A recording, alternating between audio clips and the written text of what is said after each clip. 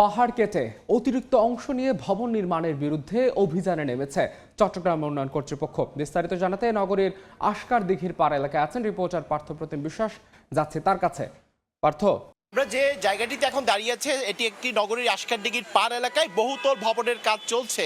যে ভবনটি এখন দাঁড়িয়ে আছে এখানে এটি একসময় গ্রিনলেস পাহাড় নামে পরিচিত ছিল, কিন্তু সেই পাহাড়টির আসলে অবশিষ্ট অংশ আর নেই বললেই চলে। আপনারা আমাদের ক্যামেরায় দেখতে পাচ্ছেন এই যে ভবনটির পিছনে যে পাহাড়টি, এই পাহাড়টি কিন্তু নির্বিচারে কেটে এবং যত্রতত্ত্বভাবে কোনো নিয়ম নীতির তোয়াক্কা না করে কিন্তু এখানে বহুতল ভবন নির্মাণ করা হচ্ছে। সেক্ষেত্রে সিডিএ থেকে যতটুকু আসলে পারমিশন দেওয়া হয়েছিল বা অনুমতি দেওয়া হয়েছিল তার আরো অনেক বেশি অংশে পিছনের দিকে পাহাড় কেটে আসলে বহুতল ভবন করা হচ্ছে। মূলত আমরা চট্টগ্রাম উন্নয়ন কর্তৃপক্ষের ম্যাজিস্ট্রেট কিংবা যারা এসেছেন তাদের সাথে কথা বলেছিলাম, তারা আমাদেরকে জানিয়েছেন আসলে যে কোনোভাবেই হোক সিডিএ থেকে যে এখানে ভবন নির্মাণের অনুমতি দিয়েছে, কিন্তু যতটুকু ভবন নির্মাণের অনুমতি দেওয়া হয়েছিল তার বেশি অংশ, বিশেষ করে পাহাড় কাটা যাবে না এমন শর্তের ভিত্তিতেই কিন্তু এখানে আসলে অনুমতি দেওয়া হয়েছিল। কিন্তু এসে যেটি আমরা দেখছি পাহাড় কেটে পুরোপুরি সাবার করে ফেলা হয়েছে। এখানে যে জায়গাটি আমরা দেখছি এটি আসলে একসময় চট্টগ্রামের সবার কাছেই পরিচিত ছিল এই পাহাড়গুলো, কিন্তু এখন একদম চোখে দেখা যায় না বাইরে থেকে।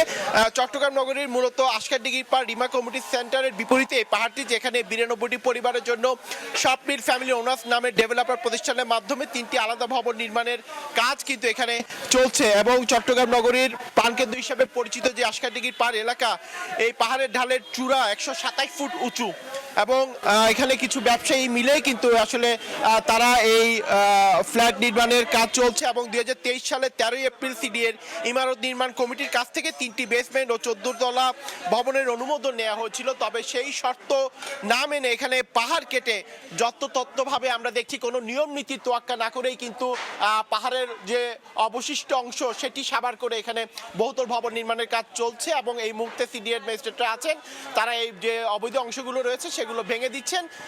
এই কাজগুলো কিন্তু আমরা দেখছি এইখানে হচ্ছেন। তো এই ছিল আমার কাছে এখনো পর্যন্ত চট্টগ্রামের আশকারদিঘির পাড় এলাকা থেকে এখানকার সর্বশেষ খবর।